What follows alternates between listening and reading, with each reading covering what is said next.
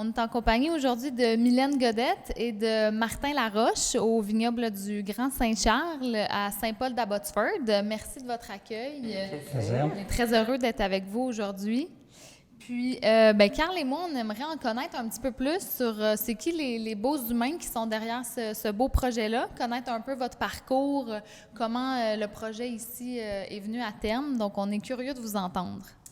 Bien, en fait, nous, on s'est rencontrés en 95, ça fait 25 ans qu'on est ensemble. Puis on a toujours eu, moi je commençais mon baccalauréat en enseignement, puis Martin finissait quand on s'est rencontrés. On s'est rencontrés classique dans un bar, là, cliente, et il était barmaid. Et puis on savait déjà qu'on avait un intérêt, tu sais, pour le cidre. Au départ, c'était vraiment le cidre. Puis ici, c'est un endroit qu'on fréquentait. Saint-Paul-d'Abbotsford, il y avait une cidrerie ici qui s'appelait Coteau-Saint-Jacques, qui était juste devant le bâtiment ici. Puis on était clients, on venait parfois chercher du cidre à l'époque. Puis en 99, quand j'ai fini mon bac, on est parti pour un trip de 8 mois en Econoline, les États-Unis. Puis on est arrêté en Californie. Presque 3 mois. On est resté 3 mois dans la vallée de Sonoma. Oui. Puis là, on a travaillé dans un vignoble où on a touché à tout, là. Tu sais, c'est les vendanges, fait un petit peu de travail de cuverie, tout ça. Puis là, on a vraiment trippé sur ce mode de vie-là, là. Et puis, au retour... Moi, j'ai travaillé une année complète au Clos de la Montagne à Saint-Grégoire. C'est un vignoble qui n'existe plus aujourd'hui. J'ai fait l'année complète, donc ça m'a confirmé que c'était quelque chose qui était très valable. En tout cas, ça correspondait à mes intérêts. Puis c'est ça. Mais par la suite, je suis retourné un petit peu dans le monde de l'enseignement, mais tout en cherchant, dans le fond, un endroit où on pouvait partir le projet.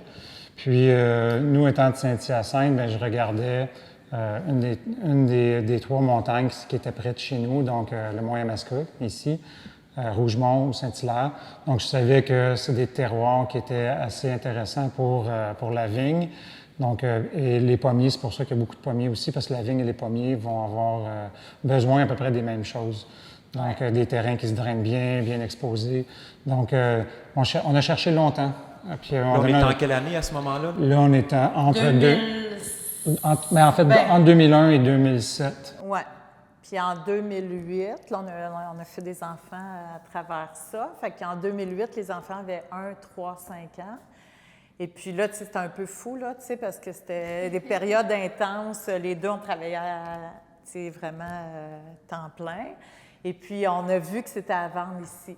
Fait que depuis quelques années déjà, c'était à vendre. Puis on a fait une offre d'achat. C'était pas la première offre d'achat qu'on faisait, on en avait fait quelques-unes. Puis là, on a vu le potentiel. Mais quand on a acheté ici, il y avait une cidrerie qui était déserte là, depuis quelques années. Il n'y avait pas de vigne du tout, là. C'était vraiment seulement des pommiers. Donc, on est déménagé en 2008. Ouais. De 2008 à 2013, on a vraiment travaillé, tu sais, fait arracher les pommiers, travailler la terre, tout ça, planter les premières vignes en 2011. Et puis, 2013, on a pris une demi-année sabbatique. Fait qu'en janvier, on a arrêté de travailler à l'école. On est parti en Asie avec les enfants, trip sac à dos pendant 10 semaines. On a voyagé là-bas. Puis au retour, début mai, on a vraiment rénover le bâtiment qui était la vieille cidrerie. On travaillait déjà à l'intérieur, là, dans la cuverie, mais c'était tout petit. Mais on a travaillé sur la boutique, refait la toiture. On a investi quand même beaucoup de sous. C'est ça. Puis on a ouvert cette année-là, en 2013, les portes du vignoble. Donc, 3 ans à peu près après la plantation des... Oui, fait que nos premières fait que, sur les photos, là, vous pourrez voir, là, on a vraiment des photos, les premières vignes en haut, complètement. C'est vraiment la première journée de plantation avec les enfants. Vous aviez planté combien de vignes? Au départ, c'était... en fait, c'était le minimum légal, là, c'était 1 hectare, 4000 vignes. Donc, c'est ce qu'on a planté. Puis, 2 ans après, on a replanté 1,3 hectare. Oui, 1700. Après, on a replanté en 2014. Non, c'est ça. Mais les 3 premières parcelles, là, c'est avant 2014. Puis, c'est ça. C'est à partir de là qu'à 1,3 hectare, on se disait, là, ça fait pas de sens. On fait juste travailler, puis on réussit pas à dégager aucun argent.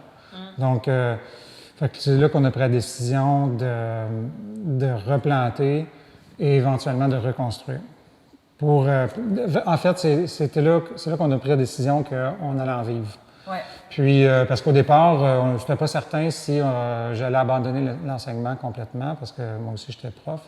Puis, donc, on a pris la décision, puis on savait que ça viendrait. Puis là, c'est arrivé il y a 2 ans, 3 ans. Ouais, en fait, à partir de 2013, Martin il avait réduit sa tâche, mais tu sais, écoute, il ne se comprenait plus là, à faire les deux tout le temps.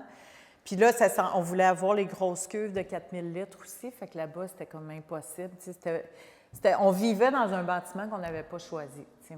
Fait qu'on a décidé de construire à notre goût puis de démolir. Fait qu'en 2017, c'est ce qui est arrivé. Puis moi, je suis curieuse de savoir, le cidre, à travers tout ça, aviez-vous envie de continuer à peut-être en élaborer ou à le travailler, étant donné qu'on est quand même dans une région où c'est favorable?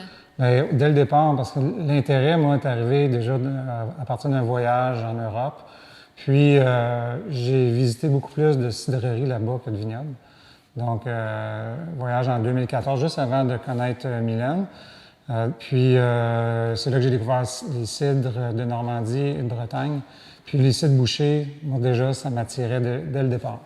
Donc, j'en ai fait avant même d'avoir la terre ici. J'en faisais dans on était en appartement, puis il y avait une pièce, là, il y avait ces petites cuves en plastique. Oui, je faisais du cidre bouché déjà il y a une vingtaine d'années. Donc oui, on a commencé les deux en parallèle. On faisait des cidres, puis on faisait le vin donc dès 2012. Donc, ouais.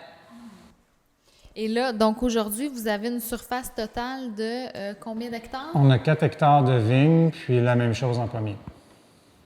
Moi, je me demandais un truc. Quand que vous avez dit que vous avez donc construit cette bâtisse-là à une époque où vous vous disiez, bon, mais ça serait intéressant de peut-être en vivre, est-ce qu'il y a des financements disponibles pour des gens comme vous qui veulent partir en affaires avec un nouveau bâtiment complètement? C'est possible. Nous, on l'a eu, financement. Là. Puis, je ne sais pas si on est différent des autres. Là. Peut-être qu'il y en a que c'est plus difficile. Nous, ça a été relativement facile. Donc, avec la financière agricole, entre autres, là, qui nous a soutenus, qui sont venus visiter, ils ont compris. Puis, on était déjà... C'est vrai que la première portion n'a pas été financée par ces organismes-là. Donc, l'achat du verger, tout le démarrage, ça n'a pas été vraiment financé par ça. Donc, mais la deuxième phase, l'agrandissement, le bâtiment, les 2 hectares de plantation supplémentaires, ça a été financé par les organismes d'agriculture en place. Puis, je pense qu'on avait déjà commencé à faire nos preuves. Donc, ça l'a aidé pour le financement. Mais c'est certain que c'est particulier parce qu'on investit de l'argent puis on n'a pas de retour avant 4 ans. Donc, c'est assez... c'est ça. Les institutions financières sont pas... ils ne courent pas après là, pour faire ce genre de prêt-là. Tu fais vraiment ça parce que tu aimes ça. Tu sais, tu y crois, là. Mais tu sais, souvent, moi, je me disais, aïe, aïe, tu sais, c'est gros, là. On s'embarque. Puis quand on a construit ici, là, on dirait qu'on est passé... C'est un point de non-retour, là. C'est un point de non-retour, totalement. Tu sais, au départ, tu sais, Martin dit souvent, je suivais une recette. Tu sais, il y avait un conseiller œnologue, mais tu sais, tu veux que ton vin goûte ça, tu suis un peu, tu sais, avec des levures sélectionnées, tout ça, mais là, on dirait que, je pense que le tournant s'est fait vraiment avec le nouveau... Quand j'ai quitté l'enseignement, donc, moi, c'est des choses qui me dérangeaient un petit peu dès le départ, d'avoir à suivre une espèce de protocole de travail. Mais en même temps, je travaillais à temps plein dans l'enseignement, je voulais pas me tromper. Je dis souvent que j'étais un mauvais vendeur. Donc, je voulais que ça soit bon dès le départ parce qu'un produit qui est moins bon, j'aurais eu de la difficulté à le vendre. Donc, le protocole, je l'ai suivi. Ça nous a donné des produits qui étaient droits dès le départ. Mais je sentais que le terroir était un petit peu moins dans le vin. On sentait qu'il y avait des choses qui étaient un petit peu cachées, un peu maquillées. Donc, depuis que j'ai quitté l'enseignement, c'est là vraiment que je me suis lancé dans une production des vins et des cidres de façon beaucoup plus naturelle. Donc, aujourd'hui, depuis 2-3 ans, donc il n'y a aucun intrant qui rentre dans les vins à part du soufre à la mise. Donc, c'est ça. Donc, ça a été un processus. Ouais, c'est ça.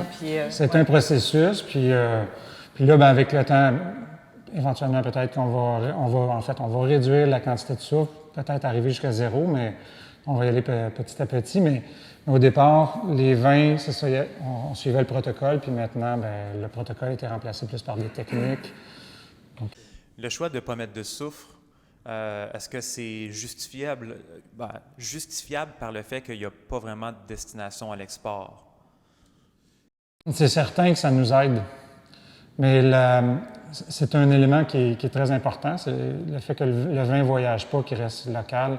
Ça motive à s'en aller un petit peu vers cette direction-là. Mais le choix au départ, c'est quand on goûte au vin, puis qu'on voit qu'il y a une grande différence, puis qu'il y a quelque chose qui reste. Puis dès qu'on met des doses assez fortes en soufre, on le voit dès le lendemain, puis dès les semaines qui suivent, le vin a perdu quelque chose. Donc, puis même chose au niveau des filtrations. Au début, je filtrais les vins. Depuis l'année passée, on ne filtre pas les vins. Puis je vois une différence. Donc, je la voyais avant la différence, mais on dirait que maintenant, je l'accepte un peu moins, cette différence-là. Je veux, dans le fond, que les gens puissent goûter un vin qui est comme un vin de cuve. Donc, en tout cas, moi, qui me fait triper davantage que le vin qui est un petit peu plus formaté, là. Donc, c'est un processus qui est plus lent, ça demande beaucoup plus de contrôle au niveau des techniques. Donc, c'est pour ça que moi, j'y vais lentement, puis j'essaie en tout cas, je veux pas me tromper. Donc, on a commencé par levure indigène, après ça, on a enlevé tout ce qui est tanin, enzymes, ces choses-là, tranquillement, on les a enlevés. L'année passée, c'est les filtrations. Donc, à chaque année, je me rapproche un peu vers un vin qui est un petit peu plus naturel. Puis la prochaine étape, ça va être tranquillement travailler sur les sulfites pour baisser sans trop se tromper. C'est pas juste dans la bouteille, mais c'est aussi tout ce qui est travail de champ. Tu sais, Martin dit souvent, là, on a 2 Guatémaltèques depuis cette année qui travaillent pour nous, mais c'est de connaître sa vigne aussi, c'est d'être, tu sais, lui, il est aussi dans le champ, il n'est pas juste dans sa cuverie. Je ne pourrais pas ne pas être dans le champ, j'ai besoin de connaître ma vigne, connaître mon sol de plus en plus. Fait que, tu sais, c'est toute une démarche plus naturelle. Ouais, chaque parcelle est vraiment différente. Ici, quand on est près d'une montagne, en tout cas, je la vis ici, de ce côté-ci de la montagne, de 100 mètres en 100 mètres sur le domaine, on change de sol. Donc, j'ai une parcelle qui est assez pauvre. Donc, là, ben, on va l'enrichir avec des fumiers, avec des composts. Donc, on va travailler un petit peu plus parce que là, je le vois depuis 3 ans. La vigne a toujours moins de croissance. Là, les rendements sont un petit peu plus bas. Donc, cette parcelle-là, va falloir la travailler différemment. Donc, on ne va pas avoir une façon de travailler sur l'ensemble du vignoble. Près du champ ici, on est sur c'est Saint-Pépin, puis on est dans un sol assez riche. Puis il y a beaucoup de végétation sur le Saint-Pépin, donc on va un petit peu moins enrichir près d'ici, mais dans les sols. Donc c'est vraiment de travailler selon les besoins de la vigne et les besoins de ce que le sol nous amène. Donc c'est de travailler à long terme. C'est un peu le même principe dans le champ. Au départ, on n'était pas dans une approche qui était biologique, mais je donnais peut-être 1 traitement ou 2 par année qui était plutôt conventionnel. Encore aussi par manque de temps, vu j'étais dans l'enseignement. Donc, c'est difficile d'être en gestion biologique. Il faut être en avant des coûts. Donc, tandis que ça demande du temps. Il faut préparer, Donc, nous, on est en transition depuis l'année dernière. Donc, ça aussi, c'est un processus, donc de plus en plus aussi naturel dans le champ. Donc, c'est quelque chose qu'on avait, c'était à l'intérieur de nous dans nos valeurs. Puis, par manque de temps, ça a pris plus de temps avant de l'appliquer. Oui. Puis, tu sais, quand on parlait je m'excuse, on parle beaucoup. Non, mais c'est parfait. Il ne faut pas s'excuser pour ça. Mais quand on parlait de curiosité, là, tu il a fait beaucoup de lectures aussi. Tu sais, la dernière année, principalement, il s'est fait venir des briques, tu sais, sur la taille, sur... tu sais, parce que, tu sais, on part de... On est prof. Tu sais, il y en a beaucoup qui nous demandent souvent, tu sais, vous avez étudié? Non, tu sais, Martin, il n'a pas étudié là-dedans, mais c'est un autodidacte. Puis qui est en contact beaucoup avec les autres vignerons. Tu sais, il y a un beau partage entre les vignerons, là, c'est assez extraordinaire. On a pu s'en rendre compte. Oui, vraiment. Je pense que Effectivement. dans chacune de nos visites, les gens nous disent à quel point qu'il y a une belle fraternité, que tout le monde... Mais c'est vrai, c'est vraiment... c'est assez impressionnant. Même moi, au début, c'était un monde je vais dire, qui m'intimidait un peu parce que je faisais pas partie, tu sais, de... En tout cas, étant enseignante, on a toujours un peu le syndrome de l'imposteur au départ. Tu sais, tu prétends pouvoir faire quelque chose, puis avec le temps, tu dis « OK, j'y arrive finalement, fait que je ne suis pas un imposteur, je suis un vigneron. » Puis c'est un peu la même chose. Moi, ce feeling-là, je l'ai peut-être eu avant Mylène parce que je baigne un peu plus dedans. Mais elle aussi, là, elle comprend davantage tout ce qui se passe sur le vignoble, puis la transformation. Puis chaque fois qu'on rencontre des vignerons, c'est tout le temps, tout le monde est super sympathique, c'est vraiment... Puis tout le monde, ou à peu près, est parti de la même façon.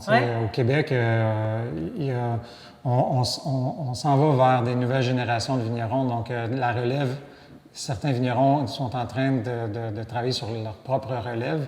Donc, c'est comme la première fois qu'on voit ça. Donc, on a des vignobles qui ont été partis dans le fond, qui sont gérés par les fondateurs. Puis là, tranquillement, donc il va y avoir un passage de connaissances. Puis, donc, les prochains vignerons, la prochaine génération, bien, ils vont déjà partir avec un bagage. Ça, c'est intéressant. Puis je pense qu'on sait tous le travail exigeant que ça demande. Fait que je pense qu'il y a un respect qui s'installe d'emblée là, entre nous. Vous avez 3 enfants. On a 3 enfants. Est-ce qu'ils mettent la main est-ce qu'ils mettent eux aussi la main à la pâte? Bien, tout ce qui est embouteillage, aux vendanges, ils sont très présents. Il y a à peu près un mois, on a fait une vente, comme je t'ai expliqué tout à l'heure. Là. Ils ont été là toute la journée, à l'accueil, préparer les caisses pour les gens. Fait que quand on a besoin, ils sont très présents. En fait, ils touchent à tout dans le vignoble, mais à degrés différents. Oui. Donc, notre plus vieux, Mathis, donc lui a démontré l'intérêt de reprendre le vignoble. Donc, c'est sûr que là, il est présentement entre les études, il est à temps plein dans le vignoble. Donc, puis, il souhaite étudier éventuellement en gestion d'entreprise, puis aussi avoir la technique en viticulture puis transformation. Mais les 2 autres participent beaucoup, nos 2 autres enfants participent beaucoup à différentes tâches. Mais ils n'ont pas nécessairement le désir de reprendre ça éventuellement. Hein? Alors, je me demandais, Mathis, on sait que tu es un petit peu dans la musique depuis un certain temps. Je voulais savoir qu'est-ce qui t'a fait choisir de poursuivre l'œuvre de tes parents, de passer de la musique à la vigne, et ça fait combien de temps? Bien, en fait, je dirais qu'avec la COVID, mon choix était fait plus avant, mais avec la COVID, ça l'a confirmé plus mon choix parce que j'ai travaillé de début mars jusqu'à maintenant. C'est sûr qu'on a eu des cours en ligne. J'ai travaillé moins, mais au début, j'ai pu voir plus les étapes au complet. Parce que l'année passée, j'ai juste travaillé, mettons, l'été, parce que j'étais à l'école. Puis, dans le fond, là, on faisait moins de tâches diverses, on faisait plus du relevage ou on faisait plus, mettons, des tâches pendant un mois. Fait que c'était moins... C'est le fun quand on fait plusieurs tâches dans une journée, qu'on diversifie les trucs, ça passe plus vite, puis on voit plus le travail aussi globalement. Tu as appris à tailler aussi cette année? Oui. Mais cette année aussi, on fait beaucoup de tâches. On a commencé par ramasser les toiles du début, puis jusqu'à maintenant. C'est le fun aussi, cette année, je gère plus des Guatémaltèques, que les tâches. Je suis plus impliqué dans le choix des tâches. Puis, Mais je dirais que ça fait quoi, un an et demi, 2 ans? 2 ans, ouais. que tu l'as exprimé la première fois? Bien, je me rappelle plus c'est quand. Je me rappelle plus c'est quand que ça allait commencer. Moi, Peut-être qu'avec le travail de l'année passée, de travailler l'été. Okay. Ouais. Puis toi, disons, à long terme, là, ça serait quoi ton rêve ici ou qu'est-ce que tu vois? Ben, moi, j'aimerais ça peut-être avoir, mettons, comme tu disais, 6-8 hectares. Pas que ça devienne trop gros pour que ça devienne ingérable puis avoir 10 employés. Avoir de quoi quand même à échelle. Que ce soit le Humaine. fun, ouais, que de pouvoir toucher à tout, comme tu disais aussi, c'est ça qui est le fun du travail. De pouvoir, de pouvoir toucher à tout, puis c'est ça qui fait que ça diversifie. Mais moi, j'aimerais ça aussi, d'avoir une parcelle, peut-être 1 hectare ou plus de maraîchage intensif bio, pour faire, avec des animaux aussi. Je pense que les animaux aussi, tu sais, c'est qu'il y a déjà des vignobles qui ont commencé à. Il y a juste la Bauge. Il y a la Bauge, mais je pense que Pigeonel aussi est un peu là-dedans, d'avoir des animaux libres dans les vignes pour, dans le fond, pour inciter cette biodiversité, puis d'avoir un engrais naturel qui est sur place. Donc, Ben aussi de ne pas avoir comme un étable avec des vaches toutes entassées, mais qui soient libres, qui mangent l'herbe. C'est tout un cycle intéressant. L'année prochaine, je m'en vais en faire une technique en gestion d'entreprise, marketing. Dans le fond, ça touche à tout. 3 ans, à Saint-Lambert à Champlain, en anglais. Puis, c'est ça, j'ai hâte de. C'est plus pour avoir les atouts pour. Tu sais, c'est de tout, là. Reprendre une entreprise, gérer la comptabilité, l'image. Ça touche à tout pour bien savoir comment. Parce que c'est quand même. Tu fais la comptabilité, mais tu n'as jamais eu vraiment de cours, mais non. tu as appris sur le tas, mais d'apprendre plus comment pas perdre de temps aussi, pas perdre d'argent. Il devrait être meilleur que moi. La bonne technique, là. Ouais. Donc là, on est assis au pied d'une des parcelles de vigne. On a entendu parler qu'il y avait 3 parcelles de plantées. Là, je me demandais si vous aviez choisi de planter. Bien, selon ce que j'ai entendu, une parcelle a son cépage. Pas tout Non, il y à a plus que 3 fait. parcelles. Non, on a 5 parcelles, 5 mais parcelles. ici, on est alentour des 3 parcelles d'origine. OK. Donc, Puis qu'est-ce que vous avez comme cépage? Puis quel style de vin vous faites? Est-ce que vous choisissez d'y faire toucher au bois ou y a-t-il des cépages qui font et bois ou non ou tout ça? Là? mais y a pas, nous, on n'a pas de ligne en tant que telle. C'est sûr que j'aime bien ce que le Vidal a donné en cuve de béton. Mais cette année, j'ai fait passage en cuve de béton et bois, donc je fais un assemblage des deux, je trouve ça intéressant. Donc, j'ai pas de ligne directrice là-dessus, je m'arrête pas à quelque chose. Historiquement, le Saint-Pépin, on l'a toujours passé en barrique, mis à part la première année. Cette année, j'ai fait 2 versions de Saint-Pépin. Donc, Saint-Pépin un petit peu plus classique, qui est passé en barrique. Puis l'autre, j'ai fait une macération carbonique. Puis, c'est très intéressant. Donc, je ne m'arrêterai pas à une façon de faire parce qu'il y a d'autres choses à explorer. Puis, ça fait partie du plaisir d'explorer ces choses-là. Puis, c'est ça. Donc, c'est ça. Ici, le premier cépage qu'on a planté, c'est Saint-Pépin. Donc, il nous a donné un petit peu de mal parce que les rendements ne sont pas très élevés. Mais là, on commence. C'est comme depuis 2 Ouais. ans. L'année passée, c'était bon, mais Là, on a avant fait. ça, c'était pas. Non. Question d'âge, vous pensez? Ou... Non, moi, de plus en plus, je crois, c'est un problème de pollinisation dans le cas du Saint-Pépin. Ce que j'apprends en jasant avec les autres vignerons, c'est que les sites qui sont plus venteux ont une meilleure pollinisation, il y a moins de coulage sur la grappe. C'est un cépage aussi qui est un petit peu plus fragile au froid qu'on pensait. Donc, le fait, moi, je veux de plus en plus rabattre les baguettes parce qu'on est en guyot sur 2 étages, guyot double. Donc, ça l'aide un petit peu à la pollinisation. Mais aussi, les baguettes, on va pouvoir les coucher au sol, sans nécessairement couvrir d'une toile géotextile, mais déjà, juste qu'il y ait de la neige pour protéger les bourgeons, on va probablement augmenter les rendements. On a vu avec les hivers doux là, que cette année, on a des charges un peu plus importantes. Mais le vent, c'est un élément qui est, je pense, essentiel dans le Saint-Pépin. Tu avais essayé aussi de mettre la parcelle qu'il y a là, c'est petite perle. Comme ça, Ouais, une petite perle entre. D'avoir un ami pollinisateur. Oui, c'est chez 1292, on parlait, je ne sais plus lequel des cépages exactement elle utilisait pour polliniser son Saint-Pépin, mais Frontenac, ça se peut-tu? Oui, c'est possible. Mais je pense que tout le monde est en train d'apprendre. Il n'y a pas de certitude dans le Saint-Pépin. certains pensent que le pollen est un petit peu plus lourd. Je ne sais pas s'ils l'ont pesé. Mais si c'est un petit peu plus lourd, si c'est vrai qu'il soit un petit peu plus lourd puis qu'il tombe, il a tendance peut-être à tomber un petit peu plus rapidement au sol. Bon, c'est une théorie.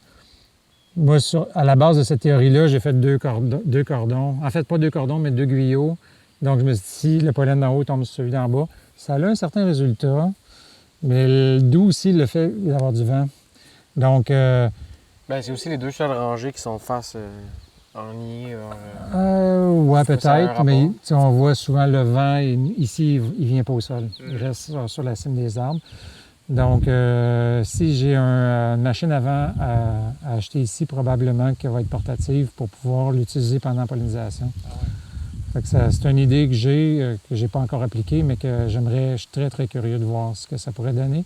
Parce qu'on a du Saint-Pépin planté un petit peu plus loin de la montagne, puis les grappes sont plus complètes. Ils sont vraiment à 1 km d'ici à peu près, là, puis les grappes sont plus complètes là-bas, puis c'est des jeunes vignes. Donc, on dirait que ça m'emmène encore à penser que le vent, là-bas il y a plus de vent qu'ici.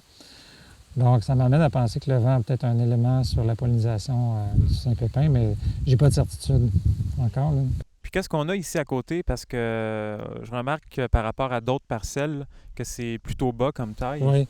Ici, on a du Vidal. Donc, le Vidal, lui, va être couvert par un toit géotextile durant l'hiver. Donc, c'est des vignes qu'on va tenir plus basses. Puis ça, c'est des vignes aussi qui ont eu de la difficulté l'année passée par l'automne qui était un petit peu plus difficile. On avait des charges peut-être un petit peu trop élevées. Donc, l'ahoutement, c'est mal fait. Donc, ça a reparti. Ça a reparti un petit peu plus lentement ce printemps. Donc, peut-être un petit peu plus sur des bourgeons secondaires. Donc, c'est ça. Fait que des fois, on est en lien, pas des fois, très souvent, on est en lien directement avec la température, le climat. Donc, l'année passée, ça a été dur. Cette année, justement, là, j'ai des grosses charges sur certains cépages comme le pinot noir puis le chardonnay. Puis on va être obligé d'arracher un peu de raisin pour éventuellement prévoir qu'on n'aura peut-être pas un automne aussi chaud que ce qu'on a présentement. Donc, il faut toujours avoir cette vision-là qui n'est pas trop gourmande. Sinon, on joue sur les rendements de l'année qui va suivre. Donc, Ils seront pas capables de produire le taux de sucre. Là également aussi, c'est sûr que si on veut de la qualité, ça nous prend des charges qui sont un petit peu moins élevées. C'est la première année qu'on voit. Nous, en fait, le chardonnay et le pinot noir sont sur la 4e feuille. Donc, l'année passée, on n'avait pratiquement rien. Puis cette année, ça a explosé avec l'hiver doux qu'on a eu. C'est énorme, là, ce qu'il y a, là. Donc, en même temps, le vigneron se réjouit, mais il faut... Est-ce que d'ailleurs, les Chardot et les Pinot Noirs 2019 ont été mis en marché déjà? Ouais? Ils ne le seront pas vraiment, parce que c'est vraiment des petits rendements qu'on avait. Genre 5 caisses. Pinot Noir, ouais, c'est comme 5 caisses. OK. Ouais. Fait que c'est pas... c'est négligeable. Ça va des amis qui vont... Ils n'ont pas d'étiquette pour ça, là. On en a fait quand même, mais... parce qu'on le savait vers quoi on s'en allait. Entre autres, sur le Pinot Noir, on était pas mal sûr de l'étiquette qu'on aurait. Fait qu'on on l'a fait dès cette année, même si le volume ne le justifiait pas, mais on se disait ils vont être faits pour l'année prochaine. C'est pour le dessin et tout ça. Là. Fait que c'est ça. Non, mais cette année, par exemple, ça va être beau. Là. En tout cas, sur les rendements, ça va être super beau. Toujours être sur le bourgeon primaire. Avec des hybrides couverts, là, tu vas être sur le bourgeon primaire. Fait que tu vas avoir un vin de qualité à chaque année. C'est sûr si le climat de l'été le permet, là, mais déjà, si tu passes sur du bourgeon primaire, tu as des bonnes chances de faire quelque chose de qualité. Fait que, tu sais, il a fait ce choix-là, lui, il y a une couple d'années. Puis, tu vois, Stéphane, au Château de Cartes, je pense qu'il commence ça aussi. Dans le temps, là, couvrir l'hybride. Ouais. Il faut juste que tes tailles... Puis si ton rendement est égal, admettons, parce que nous, on parle souvent là, de 7-8 tonnes à l'hectare, c'est la moyenne canadienne. Au Québec, il n'y en a pas tant là, qui se rendent là. Fait que si tu es capable de te rendre à 7-8 tonnes à l'hectare, tu as plus de chances d'être rentable, ton empreinte écologique est moins grande. Parce que ton tracteur, tu vas l'utiliser de la même façon qu'il y ait 1 tonne dans tes vignes ou 8 tonnes. Fait que si tu es capable de produire plus de vin avec le même nombre de traitements, le même nombre de passages avec ton tracteur, c'est sûr que la toile elle-même n'est peut-être pas écologique en soi, là. C'est à base de plastique, sauf que si ça te permet d'avoir une empreinte un peu moins grande à la bouteille, c'est peut-être pas un mauvais choix non plus. En même temps, les toiles, tu les gardes quand même longtemps. Ouais, moi, mes plus vieilles toiles, ils ont 10 ans. on commence à les réparer, là. Il commence à avoir des trous dedans, mais on va peut-être en remplacer. Pensez-vous qu'on va arriver à un genre de toile qui serait écologique, peut-être? Mais des fois, on en parle, nous, des vignerons, entre nous, de mettre des ingénieurs là-dessus. Déjà, juste pour les étendre. On a des écoles d'ingénierie ici. Oui, bien pour gagner du temps, des fois, on se dit, on emmène le projet d'une école d'ingénierie. Là. Amusez-vous avec ça, là, venez chez nous, puis venez voir comment on fait. Puis dites-nous qu'on fait tout croche. Puis faites-nous une machine qui va nous faire gagner la moitié du temps. Puis après ça, l'étoile, ce serait peut-être autre chose, d'avoir une matière. Si elle n'est pas, mettons, biodégradable, ou au moins qu'elle ait une durée de vie doublée ou triplée, c'est ça. Mais déjà, de produire plus, c'est un choix qui est écologique aussi. Mais c'est quoi la durée de vie de toile? 10, 12 ans. Mais quand tu répares, tu peux prolonger. Mais moi, je vois qu'il y en a quelques-unes. Mais il y en a quelques-unes qu'on pourrait remplacer. Ça fait 10 ans. Mais on ne va pas remplacer systématiquement toutes les toiles à tous les 10 ans. On va les réparer. Ici, est-ce que vous êtes dans l'IGP Québec? Oui, on a fait la dernière année de certification des vins certifiés du Québec, qui est devenu l'IGP par la suite. Donc, on était sur la première année IGP. Cette année, on n'a pas fait la démarche un peu à cause de la COVID. C'est un petit peu plus complexe. On y serait arrivé, mais c'était plus difficile. On a reçu nos travailleurs étrangers plus tard. Donc, on a pris un petit peu de retard au champ, puis le fait de coordonner la production des étiquettes et le comité d'agrément, parce que il faut passer au comité d'agrément avant la production d'étiquettes. Parce que si on veut l'inscrire, il faut être certain qu'on est accepté. C'est le comité d'agrément qui le fait. Donc, toutes les étapes étaient un petit peu plus difficiles à rentrer cette année. Donc, pour ces raisons-là, j'ai décidé de ne pas faire la demande. On va probablement y retourner l'année prochaine, mais c'est directement en lien avec la COVID. C'est pas en lien avec la philosophie de l'IGP. Ça, c'est une demande que vous devez faire à chaque année? Oui. OK. Pour chaque vin. Pour chaque vin? Pour chaque vin, pour chaque année. Le comité d'agrément, je pense qu'il y a des... Sur le comité d'agrément, je pense qu'il y a des... tu peux sauter des années. Donc, mais l'audit externe, ça, c'est à chaque année. Ils vont venir vérifier la récolte. Parce que le but de l'IGP, dans le fond, le but premier de l'IGP, c'est de s'assurer que c'est 100% du raisin qui vient du Québec. Donc, il y a eu des vins dits du Québec qui n'étaient pas nécessairement 100% raisin du Québec, qui avaient été pris en Ontario. On voulait s'assurer qu'il y ait une appellation qui ne donne pas de demi-mesure. Donc, qui assure que ce qu'il y a dans la bouteille, c'est 100% Québec. Donc, puis ça, pour ça, bien, il faut avoir un audit à chaque année. Il faut le démontrer à chaque année que c'est du raisin qui provient soit du domaine ou d'un domaine voisin, mais qui a été aussi visité par des agronomes pour certifier que les raisins viennent de là. Donc, ça, c'est à chaque année. Mais le comité d'agrément qui est pour la dégustation, s'assurer que ça rentre dans certains standards. Ça, de mémoire, avec le temps, on va pouvoir sauter peut-être une année sur 2 parce qu'il y a une constante. Donc, si tu es capable de faire un vin de qualité à chaque année puis que tu sautes jamais de... En fait, il n'y a jamais un de tes vins qui est refusé. À un moment donné, ils vont accepter qu'une année sur 2, tu ne présentes pas les vins en comité d'agrément. Mais l'audit externe sur place, ça, c'est à chaque année. À chaque année, il faut faire la demande. Tantôt, on parlait, on était dans la vigne, pas dans la vigne, mais dans la cuverie, puis on parlait de levure autochtone. Donc ça, c'est quelque chose qui est arrivé, pas nécessairement au début, mais définitivement qui est arrivé quand même dans la suite des choses. Moi, je me demande 2 choses. Premièrement, est-ce qu'il y a quelque chose sur la vigne qu'on ne doit pas faire ou faire pour permettre des fermentations à levure autochtone? Et est-ce que vous fonctionnez par pied de cuve?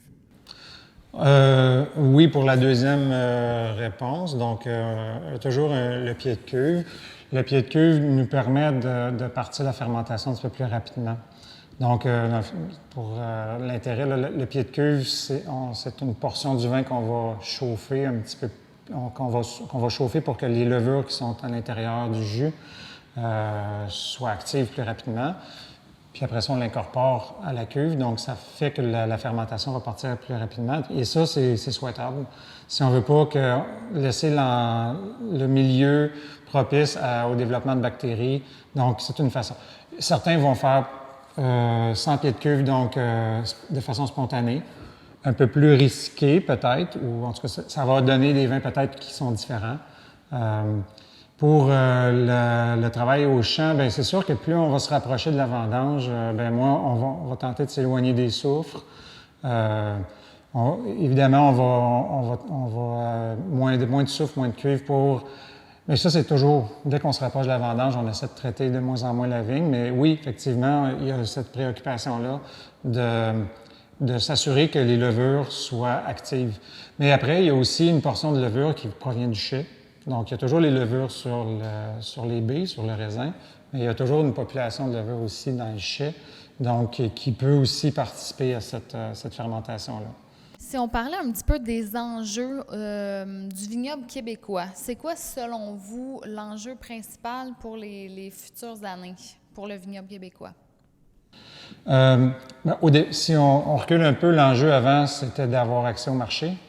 Donc, les règlements faisaient qu'on avait un petit peu plus de difficulté à rentrer dans le marché, entre autres par les épiceries fines, les épiceries en général et les dépanneurs.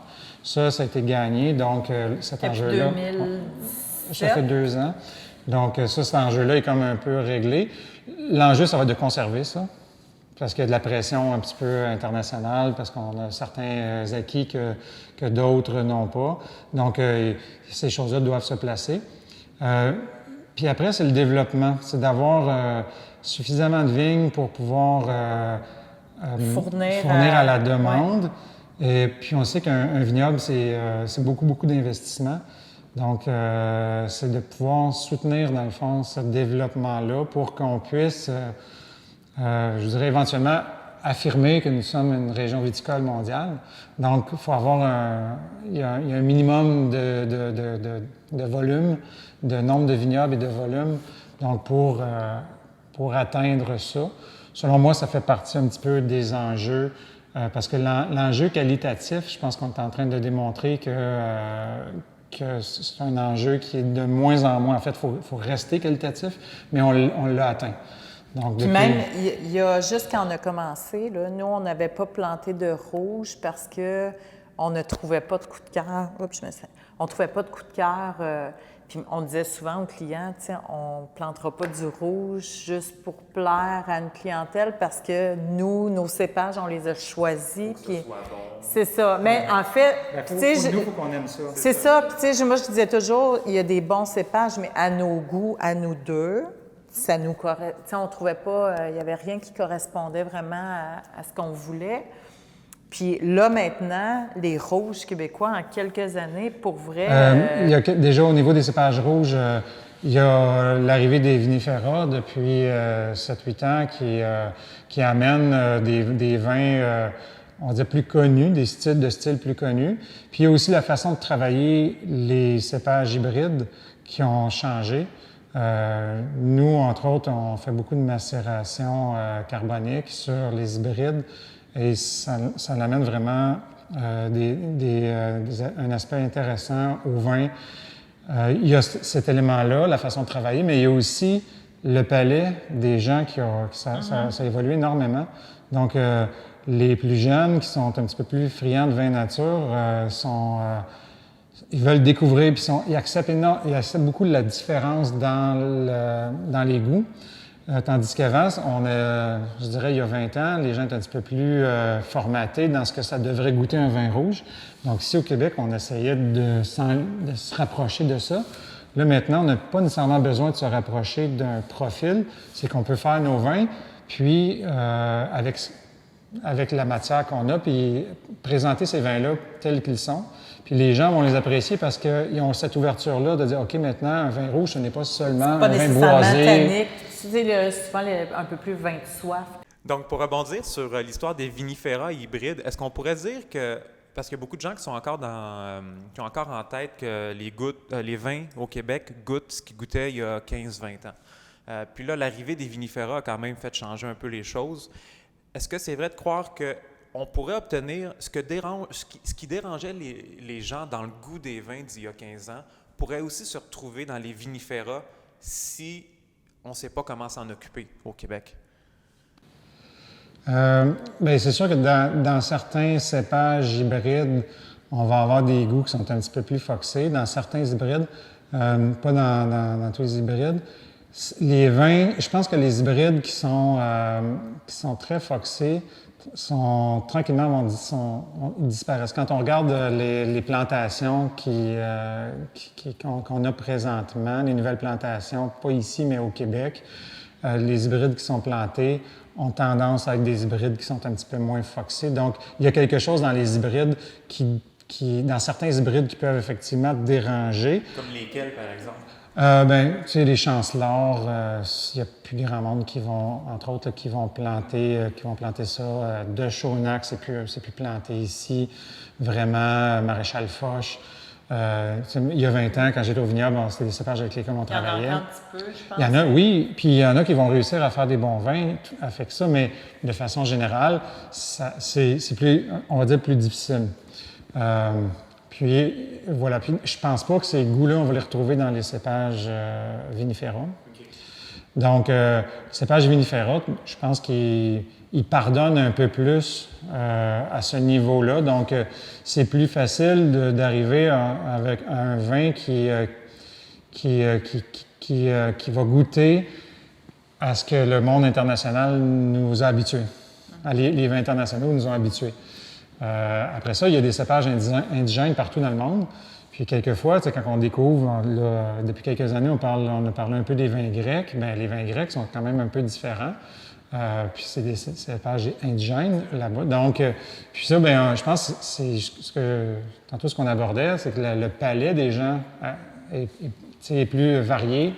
Les gens sont plus curieux. Oui, vraiment. Donc, fait que les hybrides permettent ça. Mais je pense que les cépages vinifera, je pense pas qu'il y ait d'enjeu de goût d'hybride là-dedans ou au Québec, je pense que beaucoup de vignobles vont se lancer dans les deux. Certains vont rester juste hybrides, certains vont s'en aller avec presque 100% vinifera. Nous ici, on joue sur les deux terrains parce que je trouve que c'est intéressant aussi les hybrides parce que ça amène des vins qui sont assez originaux. Puis lorsqu'on réussit à bien les travailler, c'est extraordinaire, c'est des beaux vins qualitatifs, puis, mais avec de la personnalité, c'est assez différent. Donc, c'est plaisant de travailler aussi avec les hybrides. Puis le vinifera, bien, c'est certain qu'il y a une espèce de noblesse, de pureté un petit peu dans ce goût-là. Puis c'est peut-être aussi une façon de se comparer. Donc, de comparer un chardonnay qui vient du Québec versus l'Ontario ou la France. Donc, c'est intéressant aussi de comparer les continents, les pays, les terroirs. Et ici, à court ou à long terme, est-ce que vous avez envie de grossir, de replanter? Bien, oui, ça va faire partie des projets, mais tu sais, c'est tout le temps une question d'investissement, là. Tu sais, moi, la première, je dis souvent à mon chum, ça va arrêter quand? Tu sais, parce que, tu sais, exemple, à venir jusqu'à il y a 2 ans, on étiquetait encore à la main, tu sais, bouteille après bouteille. Là, depuis l'an passé, on avait emprunté une machine là, qui allait encore une bouteille à la fois. Là, écoute, ça n'a pas d'allure. Là, on était tout le temps, on étiquetait de soir dans les roches. Là, on vient de s'acheter une petite chaîne d'étiquetage qui va être branchée à même. Fait que la bouteille, ça va s'embouteiller, ça va s'étiqueter. Bon, on était rendu là. Puis, l'idée, c'est de gagner un petit peu de temps pour avoir moins d'employés parce que c'est un enjeu, la main-d'œuvre. Donc, lorsqu'on est un petit peu plus équipé, bien, ça permet d'augmenter, de replanter sans nécessairement engager d'autres personnes. Donc, on essaie. Puis ça, c'est un des enjeux, la rentabilité des vignobles québécois. Là, on ne l'invente pas. C'est long à rentabiliser un vignoble ici au Québec. Donc, mais oui, pour replanter, on n'a pas l'objectif de se rendre à 20-30 hectares. Là, présentement, on est à 4 hectares de vignes. Puis, très rapidement, on pourrait passer à 6 ou 8. Ça pourrait se faire assez rapidement, mais on n'est pas si pressé que ça parce qu'on veut on veut contrôler davantage les rendements dans le champ pour que, éventuellement, le travail qu'on fait rapporte de bonne façon. Fait que quand on développe trop rapidement, des fois, on s'additionne du travail puis on n'est pas capable d'avoir les bons rendements. Donc, je pense qu'on veut y aller petit à petit. Puis on veut aussi respecter les projets de notre fils qui est intéressé aussi par d'autres éléments. Donc, entre autres, le maraîchage ou peut-être d'avoir des animaux. Donc, d'avoir un environnement un petit peu plus varié sur le domaine ici pour avoir touché à tout, avoir quelque chose de... Mais c'est sûr que tu es toujours pris entre est-ce qu'on investit encore, puis que moi, éventuellement, parce que moi, il me resterait comme 12 ans à enseigner. Fait que là, tu sais, je me dis, bon, est-ce que je prends une retraite avant pour pouvoir en vivre puis profiter aussi d'être avec mon chum puis d'embarquer dans ce projet-là pleinement, tu sais, pas juste avoir un pied dedans. C'est un mode de vie, là, finalement. Ouais. C'est une grande question, là. Oui, c'est une grande question qui revient, tu sais, fait que, puis en même temps, c'est ta sécurité qui est là aussi, tu sais, fait que c'est tout le temps... Puis en même temps, je veux dire, quand tu as pris ta décision, on disait, bien, garde, on plonge, puis de toute façon, il y a une pénurie de profs, si jamais. On se disait, si jamais ça ne va pas, il y aura toujours de la place dans l'enseignement. Là. Mais on n'a pas l'objectif de devenir un domaine de 10, 20, 30 hectares. Non. Je pense qu'à moyen terme, on pourrait se rendre à 6, maximum 8. Parce qu'après ça, il faudrait racheter des terres, puis c'est pas dans les plans. Donc, on est satisfait de ce qu'on a, puis on sait qu'éventuellement, la rentabilité va être encore meilleure. Donc, c'est ça, c'est vraiment, on veut rester relativement petit. Quel serait le meilleur conseil que vous donneriez à quelqu'un qui veut partir un vignoble? Bien, de un, moi, je pense que c'est la passion. Si tu n'aimes pas, tu sais... faut pas que tu le fasses juste parce que tu as un idéal de... Tu sais, il y en a qui... C'est pas facile, tu sais, de travailler dans le sens que c'est 7 jours sur 7, là, tu sais. C'est difficile de prendre des congés puis tout ça, là. Je pense que c'est ça, D'y aller pour les bonnes raisons, ouais. Ça, c'est la première chose. La passion, c'est sûr que ça en prend. S'informer énormément avant. Nous, on l'a fait, mais je pense qu'on n'est jamais assez informé. Traîner dans le monde du vin le plus possible avant d'acheter. Acheter au bon endroit parce que ça va permettre aussi de sauver certains investissements, du temps, moins de pertes. Donc, le choix de l'emplacement est très important pour planter un vignoble. Donc, analyser je pense, les sols, ouais, tout ça. c'est ça. Donc, mais présentement, on perçoit qu'il y a des projets, des nouveaux projets qui s'en viennent de futurs vignerons, puis que les gens ils ont une vision avant de commencer, puis ça, je pense que c'est assez important. Ça me réjouit de voir que certains futurs collègues sont réfléchis avant d'embarquer, parce que c'est ce qu'il ne faut pas faire, c'est j'ai un bout de terrain, je ne sais pas quoi faire avec, je vais planter de la vigne. Ça, c'est la mauvaise façon de procéder, parce que ton terrain n'est pas nécessairement adapté à ça. Puis après ça, tu vas apprendre, tu vas faire plein d'erreurs. Donc, s'informer avant, vraiment, là, puis de faire partie de l'association des vignerons avant du CVQ pour aller chercher ces informations-là. Visiter les vignerons, aller jaser avec eux autres pour éviter certaines erreurs. Donc, nous, présentement, on fait une collaboration avec des sommeliers du Damas. Puis des amis, là, ils sont 4 gars, fin vingtaine, début trentaine. C'est la deuxième année qu'ils viennent faire leur cuvée ici. Puis, tu sais, je trouve que leur démarche est extraordinaire parce qu'en partant, ils ont... c'est la beauté aussi, j'imagine, c'est ça aussi. Tu sais, vous connaissez ce que vous offrez à vos clients, tu sais. Fait que tu es capable de parler de ton vin et pas juste... puis là, c'est ça, ils ont une connaissance, ils sont curieux, ils viennent aux vendanges, tu sais, ils participent à plein de moments clés, tu sais, ils sont même venus bêcher, tu sais, dans le... Tu sais, fait que... Oui, ils sont venus faire de la pioche, tu sais, fait que je trouve que leur démarche est excellente, tu sais, pour... ils vont avoir un peu d'expérience de vinification, ils vont avoir un peu d'expérience de champ. Donc, ils veulent acheter, eux autres, éventuellement, c'est ça l'objectif. Ils vont avoir, je pense qu'ils vont être mieux préparés que nous autres, on l'était quand on est parti, même si on était quand même correct, là, mais mais c'est ça. Le conseil, c'est d'apprendre, de baigner dans ce monde-là avant de se lancer complètement. Moi, je l'ai un petit peu plus facile que Charles-Henri à leur période de départ, que ceux qui sont partis. Donc, c'est sûr que nous, on bénéficie de leur expérience. Puis, heureusement, ils sont généreux de leur expérience. Ils profitent, ils nous donnent... Ils nous donnent accès à leurs connaissances. Ouais. Donc, ce qui donne envie de donner accès. C'est vraiment une transmission. C'est sûr, tantôt on en parlait là, de ce partage-là entre vignerons. Je pense qu'on a compris il y a quelques années que si un vignoble qui fait du mauvais vin, c'est pas bon pour tous les autres. Donc, nous, ce qu'on devait, au départ, c'est de changer une image. Puis là, je pense qu'on est sur la bonne voie. On n'a pas changé la perception de tous les Québécois du vin québécois, mais je pense que les joueurs les plus importants, les sommeliers de restauration, les chroniqueurs, je pense qu'ils ont compris puis ils sont d'accord que la qualité, elle est là. Maintenant, c'est de répandre cette nouvelle-là à tout le public. Merci énormément de votre temps. Plaisir. On compte bien continuer de goûter vos vins et de redécouvrir avec les années le retrait des levures, le retrait des soufres, tout ça. Mais on les aime déjà beaucoup. Donc, beau travail et bonne poursuite. Et on s'engage à continuer à répandre cette bonne nouvelle là, sur les beaux vins. Oui. Que vous faites déjà très bien. Oui. Merci. Merci.